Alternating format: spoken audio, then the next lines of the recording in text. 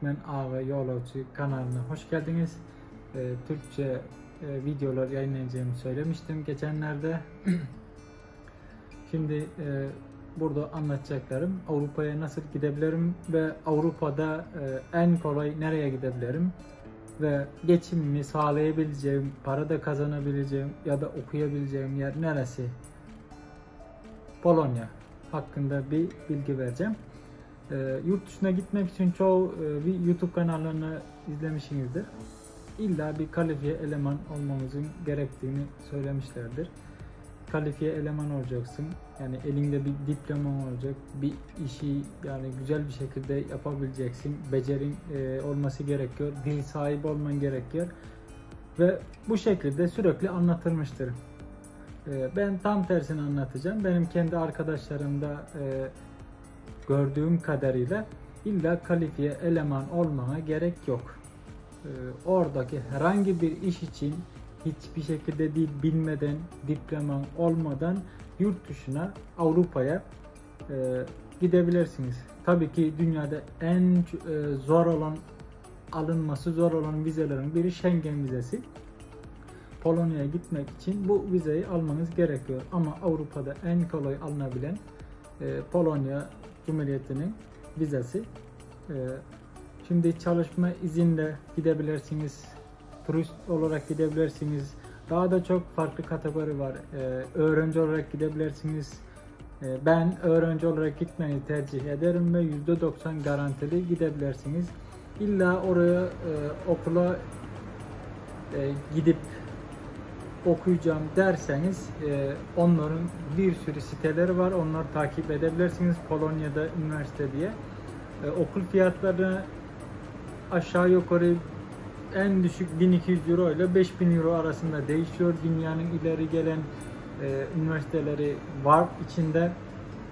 Varşova, Krakow, Poznan gibi büyük şehirlerde güzel üniversiteleri var. Onlar finans alanında çok gelişmiş ve teknoloji alanında kendini geliştirmekte olan üniversiteler var. Türkiye'deki dünyanın diğer devletlerindeki Türkçe anlayan arkadaşlar için önerim.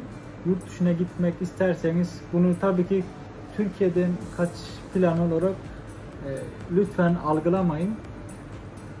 Şimdi üniversite kazandılar arkadaşlar. Çoğu kazanamadı. İstediği bölümü tutturamadı. İstediği puanı tutturamadı.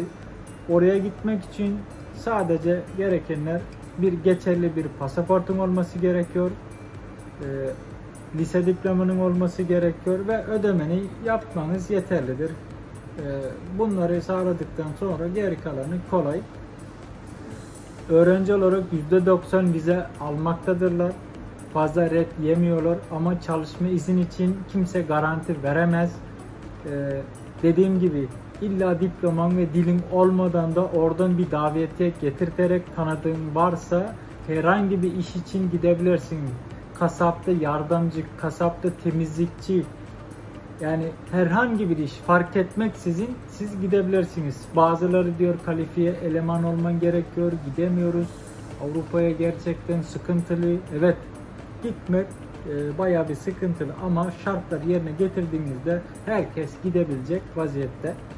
Bunlar hakkında bir bilgi vereyim dedim. Diğerlerinden farklı olarak, video olarak. Videoları daha da detaylı bir şekilde konu ayırarak inşallah daha detaylı videolar anlatmaya çalışacağım. Bu videoyu da Türkçe olarak yayınlayacağım inşallah. Kanalıma abone değilseniz abone olup like butonuna basarsanız, beğendiyseniz ve paylaşırsanız daha çok insana ulaşmasını sağlarsınız ve bunların hepsi ücretsiz bir şekilde yapabilmektesiniz. Çok teşekkür ederim beni dinlediğiniz için, tercih ettiğiniz için. Sağ olun, sağlıcakla kalın.